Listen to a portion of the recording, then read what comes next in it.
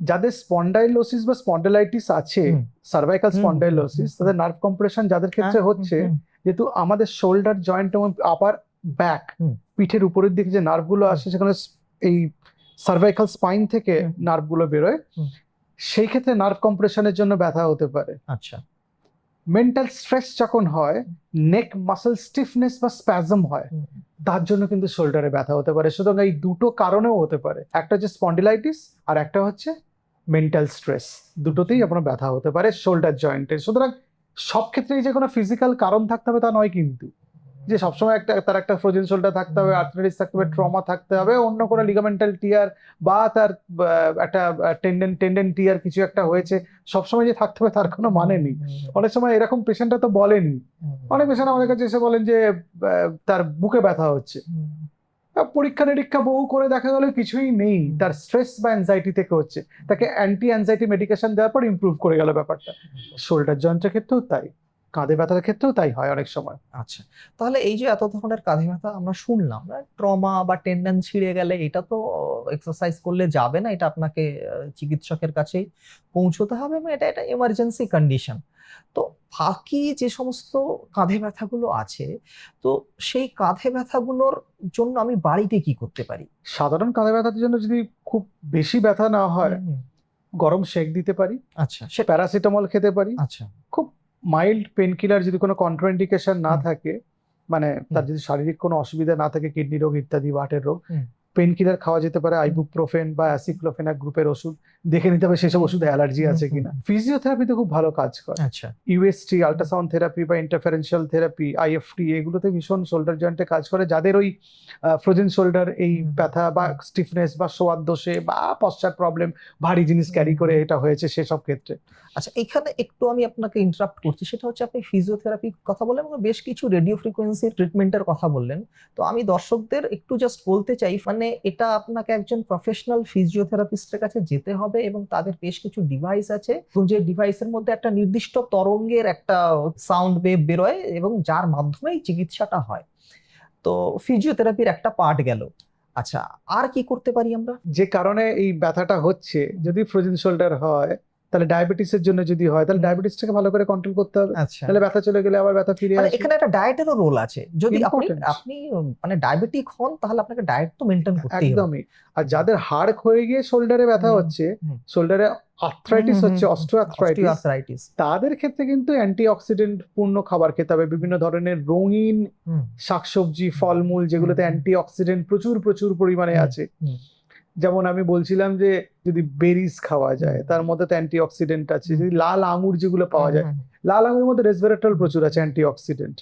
একটা ভালো কোনো চেরি খেলেন বা স্ট্রবেরি, যে সমস্ত ফ্রুটস গুলো আছে একদম। এবার এগুলো সবকটাই যে প্রচন্ড দামি তা কিন্তু নয়। যে স্ট্রবেরি প্রচুর দাম নয় কিন্তু, মানে একদমই না, মানে নামটা এমন একটা গাল ভরা নাম যে হয়তো আপনার খুব যে একবার সুস্বাদু খাবার আমি সেটাও বলছি না, বাট এগুলো ইজিলি অ্যাভেলেবল এবং দাম এমন কিছু বেশি না। চাইলে মানুষ খেতেই পারে, টমেটো খেতে পারে, বেগুন, বেগুনি রঙের রং সেটা, বা বেল পেপার যেগুলো আছে, মানে ক্যাপসিকামের সবুজ বাদ দিয়ে অন্য জাত ভাইগুলো, মানে হলুদ এবং লাল ভাইদের কথা বলা হচ্ছে, হলুদ এবং লাল ভাই, সেগুলো খেলে তো তার অ্যান্টিঅক্সিডেন্ট আছে এবং সেটা শরীরের জন্য ভালো। আমি ডিম খেতে বলি, ডিমের মধ্যে যা ভালো জিনিস আছে এই কুসুমের মধ্যে আছে, বাকি সাদাটাতে নেই। সাদাটার মধ্যে অ্যালবুমিন আছে, প্রোটিন বাদ দিন, বেশিরভাগ ভালো জিনিসগুলো এই কুসুমের মধ্যে, যে কুসুম সমেত ডিম খেতে বলি। পালসেস, লেগিউমস খেতে বলি।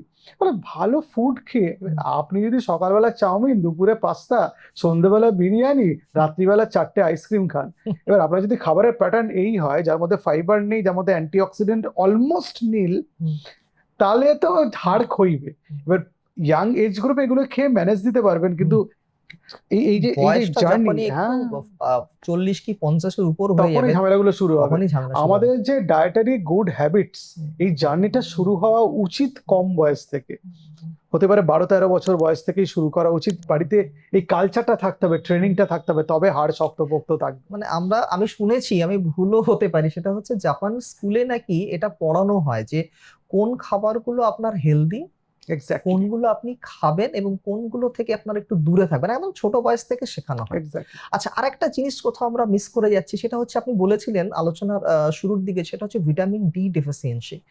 তো এটার জন্য আমরা কি করতে পারি? এটার জন্য কি কোনো রকম ডায়েট, খাওয়া দাওয়া? ভিটামিন ডি খাবারের মধ্যে খুব কম পরিমাণে পাওয়া যায়। হুম, কিছু কিছু ফর্টিফাইড দুধ আছে বাজারে পাওয়া যায়, হুম, কিছু কিছু ফর্টিফাইড ডিম আছে, অরেঞ্জ জুস পাওয়া যায় ভিটামিন ডি ফর্টিফিকেশন করে। এই খাবারগুলোতে পাওয়া যায়।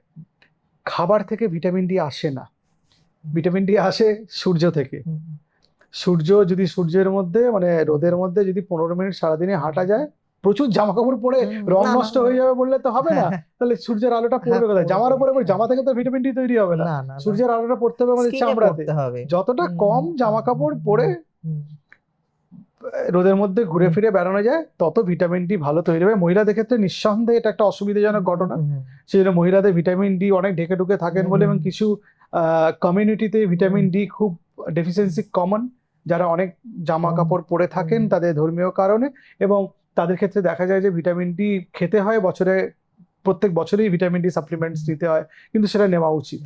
কারণ ভিটামিন ডি আমাদের হার্টের স্বাস্থ্যের সঙ্গে সম্পর্ক, আমাদের হাড়ের স্বাস্থ্যের সঙ্গে সম্পর্ক, আমাদের মেন্টাল হেলথের সঙ্গে সম্পর্কিত, আমাদের ডায়াবেটিস মানে মেটাবলিক হেলথের সঙ্গে সম্পর্কিত, সুতরাং কিডনি ফাংশনের সঙ্গে রিলেটেড। সুতরাং ভিটামিন ডি কে ইগনোর করা যাবে না। আর ওভারঅল হাড়ের ব্যাপারটা তো আছে, ভিটামিন ডি যদি অ্যাডিকুয়েটলি না থাকে, হাড়ের মধ্যে ক্যালসিয়াম ঢুকবে না। এবং হাড়ের মধ্যে ক্যালসিয়াম ঢুকতে গেলে, হাড় শক্তপোক্ত হতে গেলে হ্যাঁ। কিছু ওষুধ আছে, যেমন বিসফসফোনেট গ্রুপ অফ মেডিসিনস আছে, ক্যালসিটোনিন আছে, টেরিপ্যারাটাইড আছে এবং ডেনোসুমাব বলে ওষুধ আছে। এই চারটে আমরা জানি এবং খুব কমনলি ইউজ করি, সেগুলো ইউজ করা যেতে পারে। তো এই মুহূর্তে যারা আমাদের অনুষ্ঠান দেখছেন, নিশ্চয়ই কারো না কারো কাঁধে ব্যথা আছে। তো তো আমাদের এই যারা দর্শক দেখছেন, তারা যাদের কাঁধে ব্যথা আছে, যাদের কথা বলছি, তাদের উদ্দেশ্যে আপনার কি বলার থাকবে এই মুহূর্তে দাঁড়িয়ে? 5টা পয়েন্ট আমি বলতে চাই। আচ্ছা। একটা হচ্ছে, কাঁধে ব্যথা যদি 7 দিনের বেশি থাকে, ডাক্তার দেখাতে হবে। কাঁধে ব্যথা যদি এক্সক্রুশিয়েটিং হয়, খুব ব্যথা করছে কাঁধে, কনকন করছে একদম, ইমিডিয়েট ডাক্তার দেখাতে হবে। 3 নম্বর, ডেইলি ডায়েটারি হ্যাবিটসটা ঠিক করতে হবে। মানে আমাদের প্রত্যেক দিনের যে খাবার দাবার সেটা ভালো করতে হবে, যে খাবার দাবারটা একটু আগে আমরা আলোচনা করলাম, খুব গুরুত্বপূর্ণ সেটা। 4 নম্বর, রেগুলার এক্সারসাইজ করতে হবে। কিছু স্ট্রেচিং এক্সারসাইজও খুব ভালো কাঁধে, জাম্পিং জ্যাক করলেন, হাতটাও তো মুভ করে, তাতে কাঁধের এক্সারসাইজ হয়। স্টিফনেস যাতে প্রিভেন্টেড হয় সেটা দেখতে হবে, এবং কোনো যদি ইনজুরি হয় তাহলে যেন রেগুলার এক্সারসাইজ করে। সো ইনজুরি হলো, অপারেশন হলো, আমরা ভয়ে হাত নড়াচ্ছি না, হাতে অপারেশনে প্লেট স্ক্রু খুলে যাবে বললে তা হবে না। হাতটাকে ঠিক করে মোবিলিটি সেটাকে মেনটেন করতে হবে। আর আমরা জানি না, সেটা হচ্ছে ধূমপান এবং অ্যালকোহল হাড় দুর্বল করে দেয়। এটা থেকে শত এটা যোজন আমরা দূরে থাকতে হবে। বহু ভিডিওতে আমরা আলোচনা করেছি। এক্স্যাক্টলি, এই 5টা জিনিস আমার দর্শক বন্ধুদের জন্য আমার বলার। মোটামুটি আমরা সব ব্যাপারটা নিয়ে খোলামেলা আজকে একদমই, আলোচনা করলাম। একদমই।